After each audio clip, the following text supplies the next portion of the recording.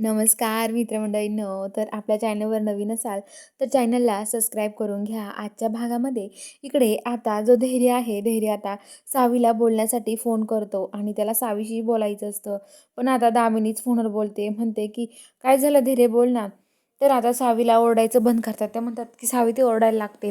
दामिनी लगेच बाहेर पळत येते आणि आता धैर्य म्हणतो, आई काय झालंय सावीला, का ओरडते सावी. सावी तिकडून म्हणत असते फ्रेंड फ्रेंड. तर ती म्हणते की नाही अरे सावी नाही ओरडते, सावी झोपली आहे, तुला भास होत असेल असं म्हणते.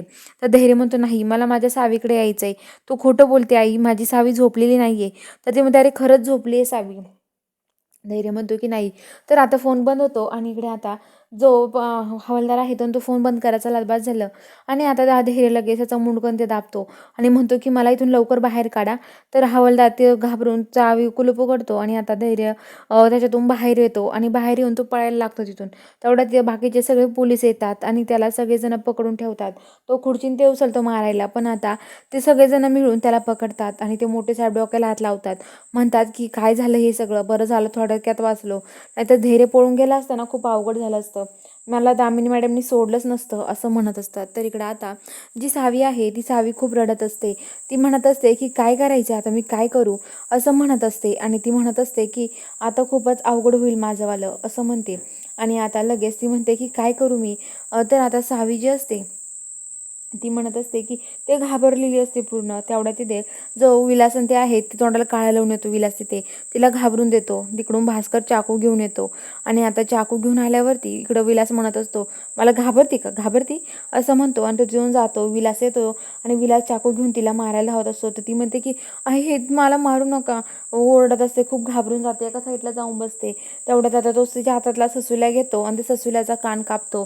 ती म्हणते माझ्या ससुल्याचा कान कापला तू, मी तुला सोडणार नाही, आता माझा ससूला तू मारला, माझा ससूला लागतोय मला असं म्हणत असते. आणि आता लगेच तो म्हणतो की तुझा ससूला आता भेटणार नाही तुला. आणि आता लगेच तो आता चाकू घेऊन तिला मारायला धावत असतो. तेवढ्या चाकू त्याच्याकडून हिसकावून घेते आणि ती आताच्या मागे पळत असते. म्हणते की तू आणि माझ्या ससुल्याला मारलं, मी तुला सोडणार नाही, माझ्या ससुल्याला दे माझ्याकडं असं म्हणत असते. त्याच्या मागे चाकू घेऊन पळते. सगळेजण तिथे येतात. तर आता तो त्या ससुल्याला त्याच्या शर्टच्या आतमध्ये ठेवतो. आणि इकडे आता जी नीता आहे, नीता म्हणते अगं सावी शांत हो, चाकू लागल. ती म्हणते नाही, माझ्या ससुल्याला मारलंय नाही असं म्हणते. आणि ते पळतच त्याच्या मागे सगळेजण तिला जमा होतात. सगळेजण त्याला सावीला पकडायचा प्रयत्न करतात, पण सावी आता कोणाच्याच हाती लागत नाही, ती खूप हे करत असते. तर इकडे आता जी दामिनी आहे ती बाजूला जाते आणि इकडं सावीची आई जी असते, सावीची आई तिथे तिचं आवरत असते. तेवढ्यात सावीच्या आईला कॉल करते आणि म्हणते की तुम्ही लवकरात लवकर इकडे या. अहो काय झालं माहिती का, सावीची हालत तुम्ही बघा फक्त, काय झाले, लवकर या असं म्हणते. आणि सावीची आई म्हणते काय झालं असेल. तर ती तिथे यायला निघते. तर आता इकडं जी सावी आहे ती खूप वेड्याने करत असते, ती भास्करला मारायचा चाकूने प्रयत्न करत असते.